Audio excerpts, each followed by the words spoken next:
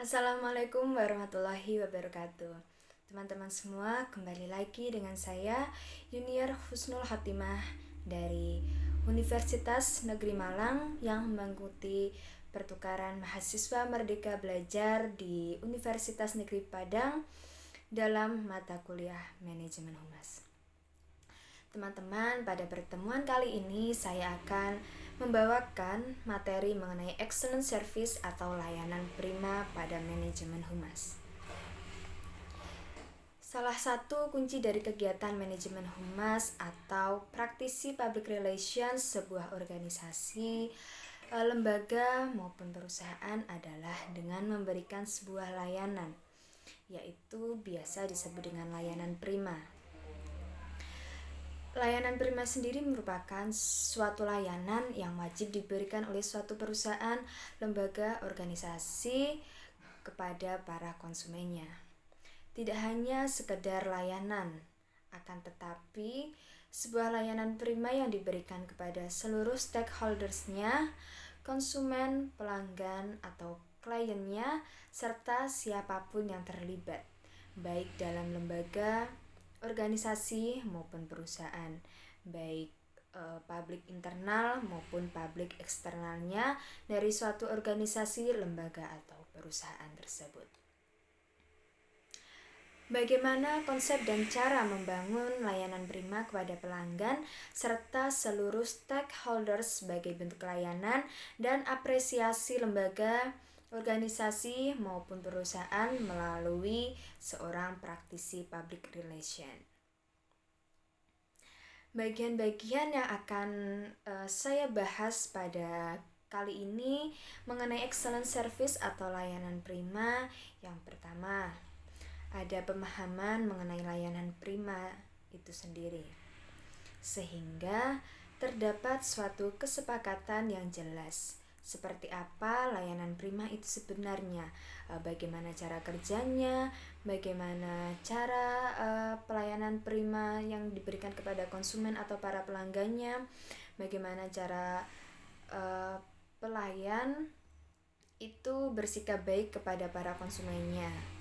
Setelah itu ada juga saya akan membahas mengenai konsep-konsep yang diambil dari beberapa pakar terkait dengan keragaman, terkait dengan keseragaman dalam tata pelaksanaan yang dilakukan oleh sebagian besar lembaga, organisasi maupun perusahaan, khususnya oleh sebuah perusahaan dari penghasil produk yang berfokus pada bisnis dengan menjalankan konsep 7A dan 1S. Jadi konsep 7A dan 1S ini merupakan berbagai sikap yang harus diberikan kepada para konsumennya. Nanti akan saya jelaskan pada penjelasan berikutnya. Konsep 7A plus 1S ini merupakan sebuah konsep yang berarti sebagai bentuk dari tatanan pelaksanaan dari adanya layanan prima tersebut. Selanjutnya, saya juga akan membahas mengenai manfaat dan tujuan dari adanya layanan prima. Manfaat dan tujuan dari layanan prima sendiri itu memiliki beberapa bagian lagi di dalamnya, yaitu sebagai tolok ukur dari layanan prima. Misalnya saja, hampir seluruh hotel yang berbintang yang sangat terkenal memakan budget yang tinggi atau memakan biaya yang sangat mahal, namun beberapa orang tersebut tetap mau membayar dengan santainya, yaitu karena yang dibeli tidak hanya sekedar fasilitas tetapi juga layanan dari hotel tersebut. Jadi beberapa orang rela mengeluarkan budget yang tinggi untuk menyewa sebuah hotel saja, hotel yang berbintang 5, karena mereka sangat puas terhadap fasilitasnya dan juga tentu sangat puas terhadap layanan prima yang diberikan kepada pengguna hotel tersebut atau kepada para konsumen, pelanggan maupun para klien yang lain. Yang kedua, manfaat dan tujuan dari layanan prima sendiri adalah ada di dalamnya ada dua bagian, yaitu bagian yang kedua adalah tips dalam menerapkan sebuah layanan prima. yaitu dengan menjaga sikap positif sehingga dapat mendengarkan semua keluhan, semua kritik, baik kritik positif maupun kritik negatif yang diberikan kepada para pelanggan maupun klien kita yang disampaikan untuk memperbaiki organisasi, lembaga maupun perusahaan kita. Jadi berbagai keluhan maupun kritikan yang diberikan para pelanggan tersebut, kita tidak boleh langsung emosi atau menolak secara mentah-mentah. Akan tetapi berbagai keluhan tersebut bisa kita gunakan sebagai data dalam rangka memajukan atau memperbaiki kualitas-kualitas yang dianggap kurang dalam lembaga, organisasi maupun perusahaan kita. Bagaimana sebenarnya layanan prima itu dapat diberikan? Layanan prima atau yang disebut dengan excellent service memiliki arti sebagai usaha yang dilakukan sedemikian rupa oleh suatu lembaga, organisasi maupun perusahaan pada saat perusahaan maupun lembaga dan juga organisasi itu memberikan sebuah layanan, memberikan berbagai layanan, memberikan berbagai informasi, produk maupun jasa yang mereka berikan kepada konsumennya atau kepada siapapun yang berada di luar lembaga, perusahaan maupun organisasi dengan sebaik-baiknya. Sehingga kepuasan dari para konsumen, kepuasan dari para pelanggan dapat dirasakan oleh konsumen, para pelanggan maupun pengguna dari lembaga ataupun organisasi dan juga perusahaan kita. Layanan prima sebaiknya harus mampu menjawab berbagai keinginan, berbagai hasrat dan pertanyaan dari para konsumen dengan menggunakan etika serta berdasarkan asas komunikasi. Jadi layanan prima ini juga kita berikan karena adanya kritikan dari para pelanggan tersebut. Misalnya saja dalam memberikan pelayanan mengenai kebersihan. Ada konsumen yang protes, misalnya saja, Mas, toilet di kamar nomor ini kurang bersih, minta tolong ya dibersihkan. Jadi dari adanya keluhan tersebut, seorang cleaning service ya, itu akan membersihkan toilet tersebut dan akan memperbaiki cara kinerja dari cleaning service tersebut, atau dari bahasa kasarnya itu yang bekerja sebagai tukang bersih-bersih dalam sebuah hotel tersebut. Jadi para pekerja akan meningkatkan kinerjanya supaya tidak mendapatkan komplain dari para konsumennya lagi. Jadi contoh nyatanya seperti itu. Selanjutnya, menurut Nina Rahmayanti pada tahun 2013, layanan prima mampu menjawab perkembangan berbagai kebutuhan, khususnya kebutuhan para pelanggan setiap saat yang dilakukan secara konsisten serta memiliki standar yang tinggi. Setiap saat berarti kapanpun pelanggan bertanya harus siap dijawab oleh kita sebagai sebuah lembaga, perusahaan maupun organisasi, baik pada pagi hari, siang hari, sore hari maupun malam hari. Bahkan pada saat tanggal merah sekalipun atau hari libur sekalipun, sebagai perusahaan tidak boleh berkata tidak.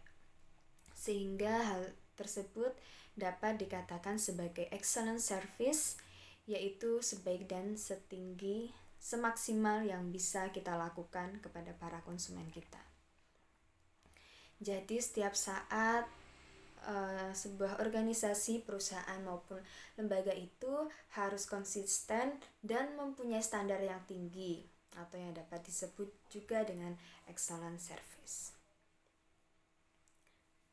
Dalam memberikan layanan prima tentu tidak hanya sekedar memberikan tanpa adanya manfaat.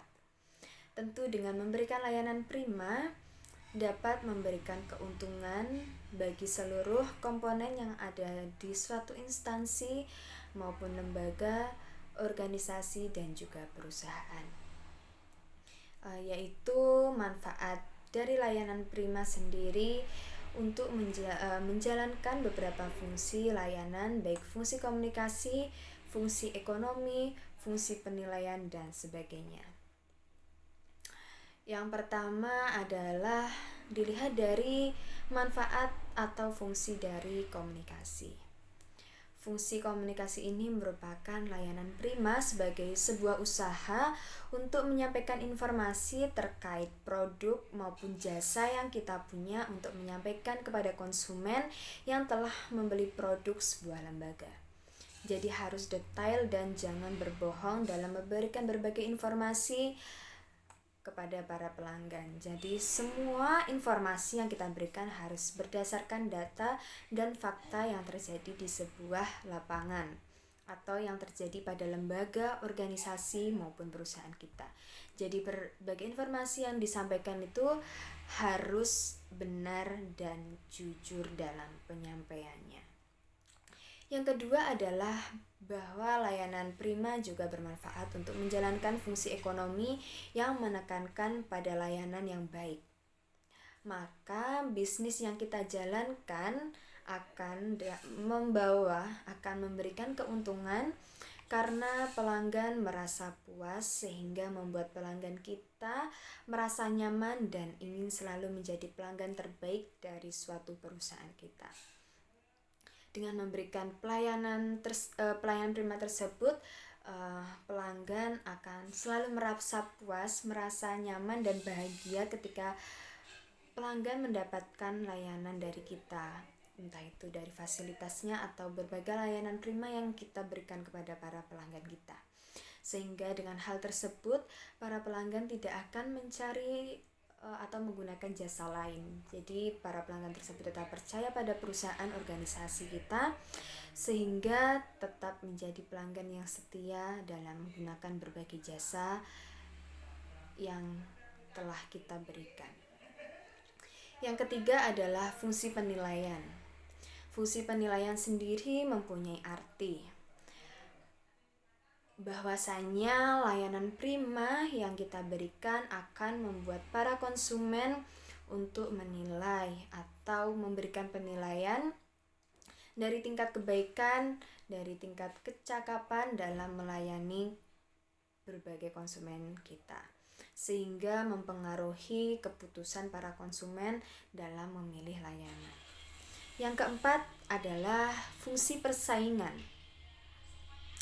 di mana fungsi persaingan ini merupakan salah satu fungsi yang ada pada layanan prima, yaitu fungsi persaingan menekankan pada tolak ukur untuk persaingan dengan melihat pada kualitas layanan dan juga kualitas produk yang menjadi tolak ukur dari konsumen lembaga.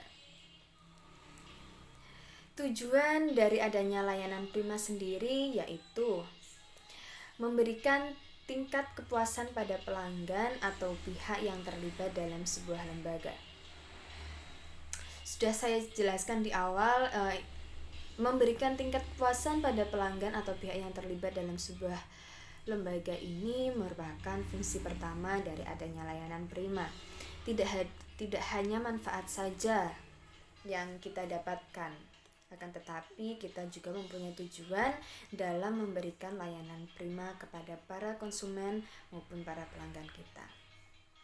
Dengan memberikan layanan prima tentu memiliki berbagai tujuan yang ingin dicapai setiap organisasi, lembaga maupun perusahaan dalam memberikan layanan tersebut kepada para konsumen maupun pelanggan dan pengguna dari lembaga ataupun organisasi dan juga perusahaan kita. Tujuan layanan prima yang pertama adalah memberikan tingkat kepuasan bagi para pelanggan maupun pihak yang terlibat dalam sebuah lembaga, organisasi maupun perusahaan kita. Yang kedua, dengan memberikan layanan prima tentu dapat memberikan kepercayaan kepada para konsumen sebagai upaya dari atau sebagai usaha dari sebuah organisasi, lembaga maupun perusahaan dalam menjaga loyalitas kepada para konsumennya maupun kepada para pelanggannya. Tujuan dalam memberikan layanan prima yang ketiga adalah membantu para konsumen dalam mengambil berbagai keputusan saat bertransaksi.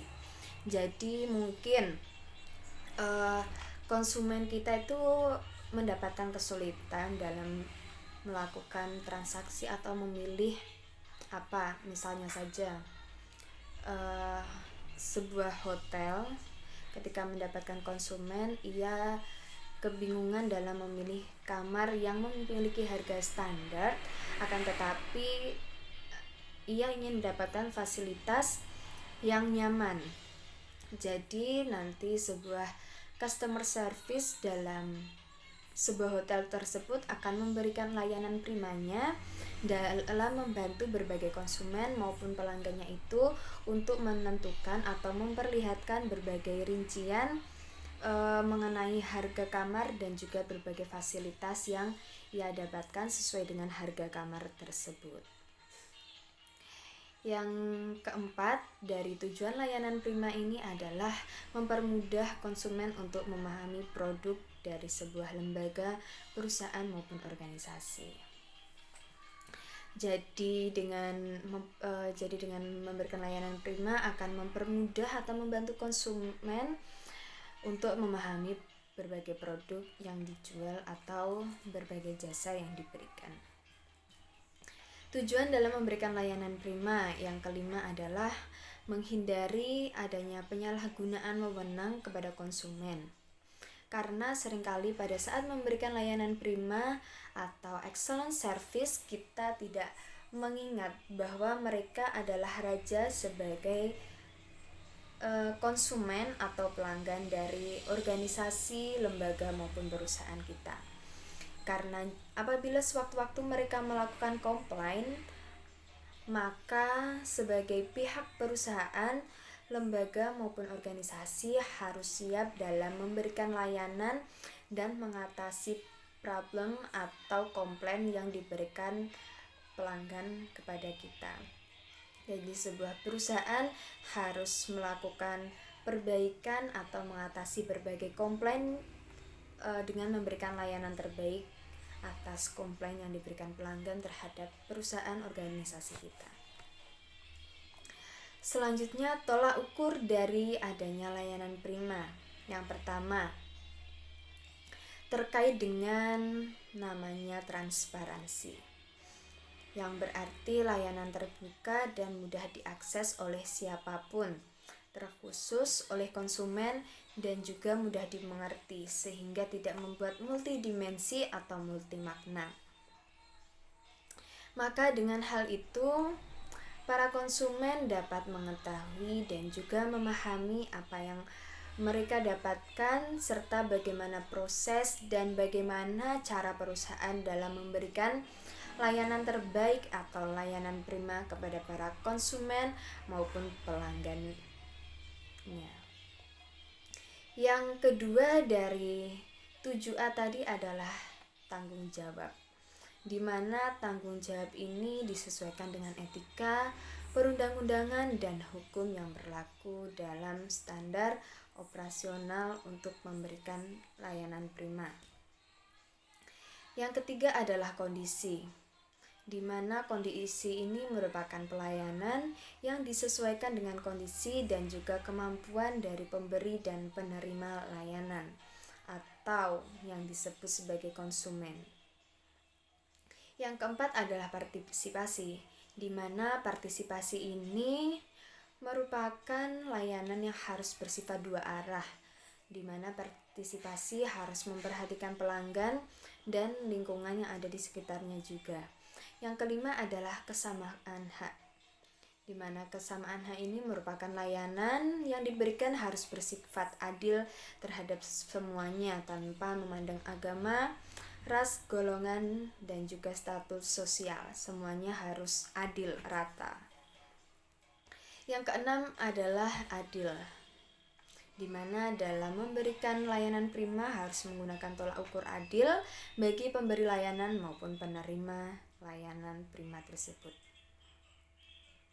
Selanjutnya saya akan membahas mengenai konsep layanan, yaitu 7A dan juga 1S, di mana 7A ini terdiri dari attitude, yang kedua adalah attention, Yang ketiga adalah action.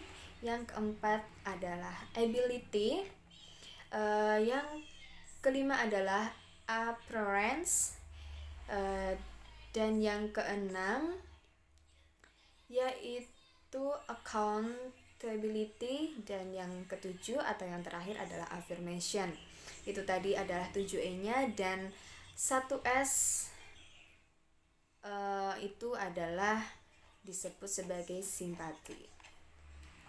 Saya akan menjelaskan satu persatu yang ada pada 7E tadi. Yang pertama adalah konsep layanan yang disebut sebagai bentuk dari adanya layanan prima atau excellent service yang banyak sekali dilakukan oleh perusahaan-perusahaan bisnis besar yang ada di dunia. Konsep layanan 7A plus S ini digunakan oleh berbagai perusahaan yang tengah mengembangkan layanan prima atau excellent service melalui tangan Public Relation Officer. 7A plus S itu antara lain yang pertama adalah attitude, di mana attitude ini artinya adalah sikap yang harus diterapkan ketika sedang menemui pelanggan atau memberikan layanan. Jangan sampai sebagai sebuah lembaga, perusahaan maupun organisasi bertindak seolah-olah sebagai raja. Tetapi kita harus menjadikan mereka sebagai raja, menjadikan para konsumen, pelanggan kita sebagai ratu dan raja.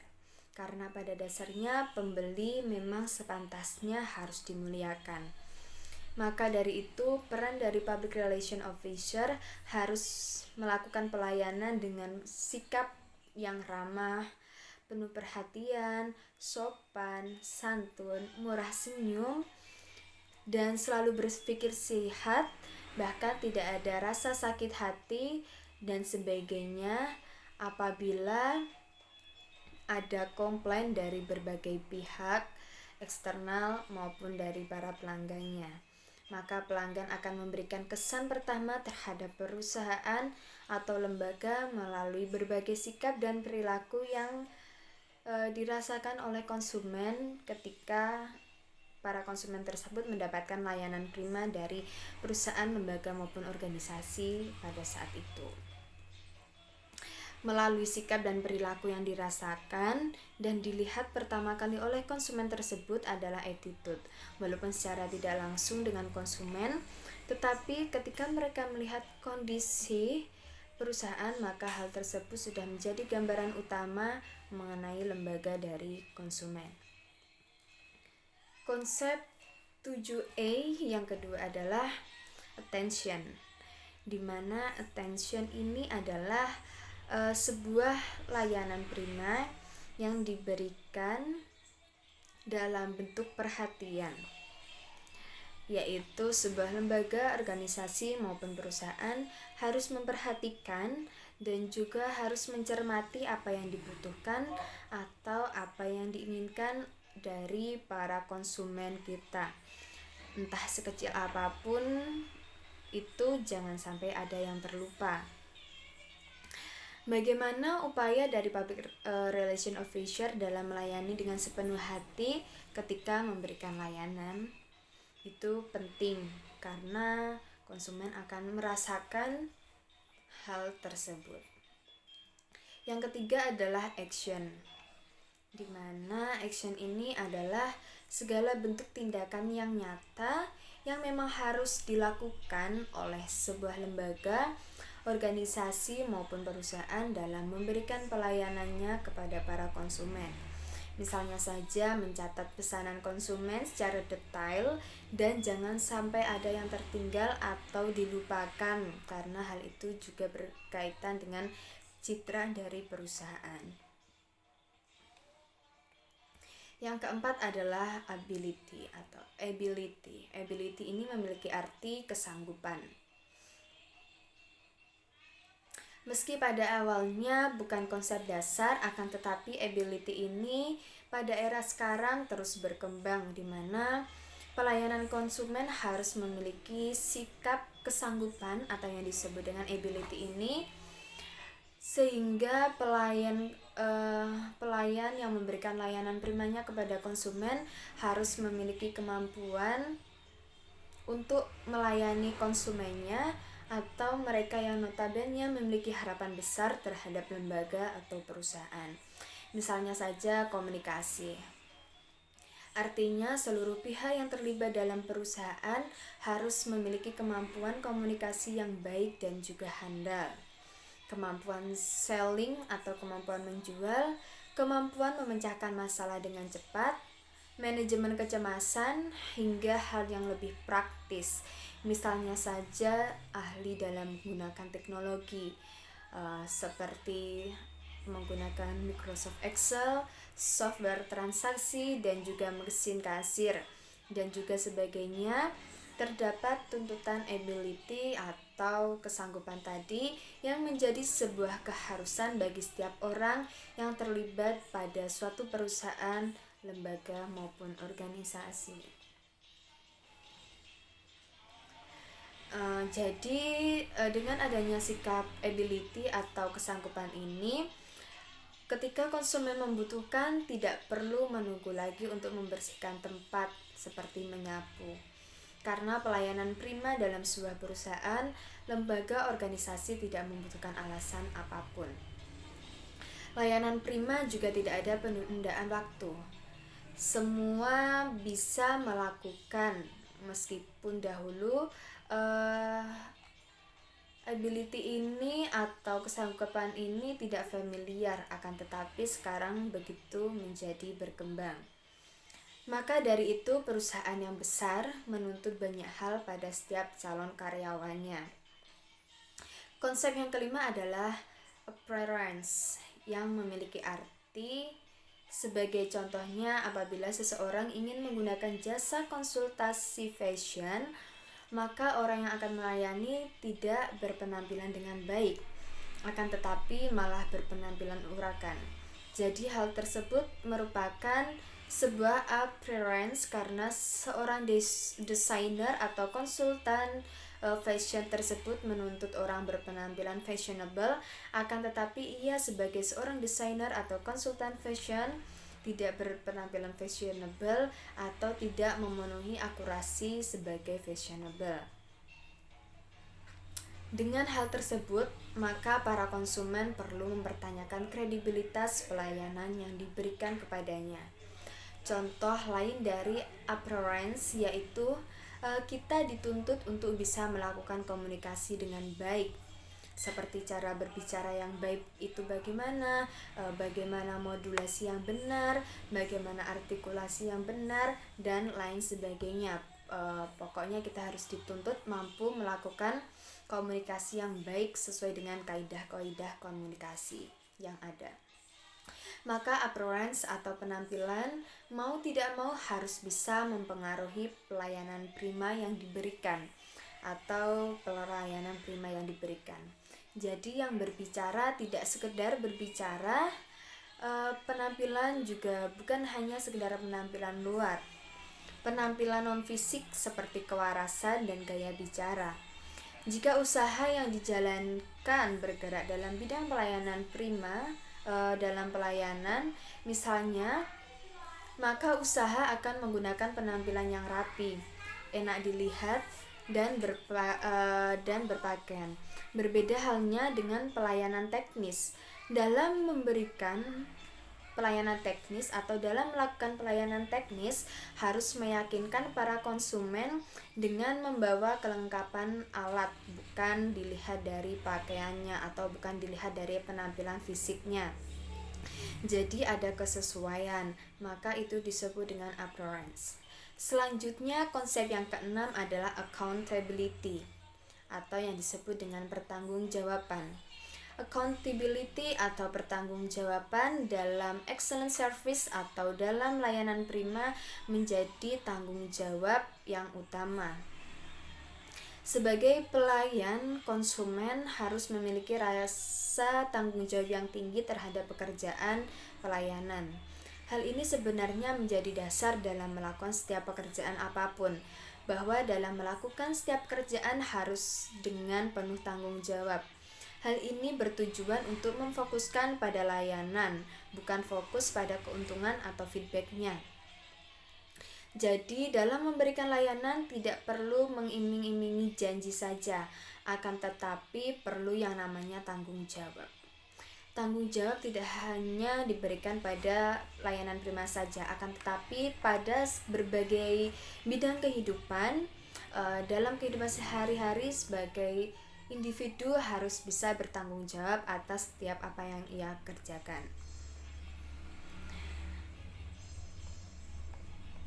Yang terakhir atau yang ketujuh adalah konsep affirmation, di mana konsep affirmation ini adalah sikap yang harus dimiliki oleh setiap orang yang ada pada sebuah perusahaan, lembaga maupun organisasi, terutama pada perusahaan yang bergerak dalam bidang bisnis. Karena sikap ini merupakan bentuk dari layanan prima yang diberikan kepada para konsumen atau pelanggannya. Dalam konteks affirmation ini, sebagai pelayan harus membuat diri kita untuk selalu bersikap positif dan menggerakkan dari dalam hati bahwa kita ini sedang berada pada posisi-posisi atau pada hal-hal yang sebenarnya positif.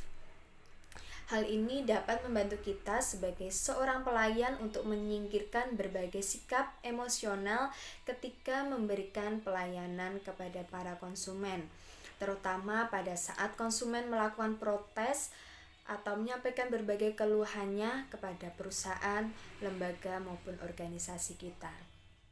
Jadi ketika menghadapi protes atau ketika menerima keluhan dari para konsumen, sebagai seorang pelayan harus tetap bersikap baik, harus tetap memberikan respon yang baik, mendengarkan berbagai keluhan yang disampaikan dengan baik tanpa adanya rasa kesal, rasa emosional, atau tidak boleh menunjukkan sikap negatif atas komplain yang diberikan konsumen kepada kita. 7A tadi sudah saya sebutkan semua dan sekarang adalah 1S yang terakhir, yaitu disebut dengan simpati. Simpati sendiri merupakan satu level di atas yang namanya empati. Jika empati sendiri merupakan perasaan kita bisa merasakan seperti apa yang dirasakan oleh orang lain. Akan tetapi simpati ini pada saat kita sudah merasakan empati, maka perilaku yang kita lakukan adalah bergerak untuk melakukan empati tersebut. Sebagai contoh, kita berempati, kasihan melihat nenek-nenek berjualan sayur keliling atau berdagang. Maka dengan simpati kita akan tergerak untuk membeli dagangan yang dijual oleh nenek tersebut, sehingga hal tersebut dapat meringankan beban orang tua tersebut atau nenek tersebut ketika sedang berada di jalanan. Jadi dengan implementasi tersebut atau dengan contoh tersebut dapat disimpulkan bahwa simpati merupakan sikap di mana seorang individu bisa merasakan apa yang dirasakan oleh orang lain, kemudian melakukan perbuatan yang bisa membawa keuntungan bagi orang tersebut atau bagi orang yang kita kasihani tersebut. Sekian teman-teman yang dapat saya sampaikan mengenai layanan prima. Apabila ada kurang lebihnya, saya mohon maaf. Saya Yuniar Husnul Khotimah dengan nomor NIM 20002139 undur diri. Mohon maaf sekali lagi. Wassalamualaikum warahmatullahi wabarakatuh.